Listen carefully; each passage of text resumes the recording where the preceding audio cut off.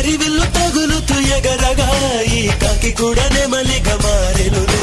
ప్రేమను చెప్పిన క్షణమే అది దేవుని కన్న క్షణమే, కానీ ఎగిరను మనసే. ప్రేమను చెప్పిన క్షణమే అది దేవుని కన్న క్షణమే, కానీ ఎగిరను మనసే.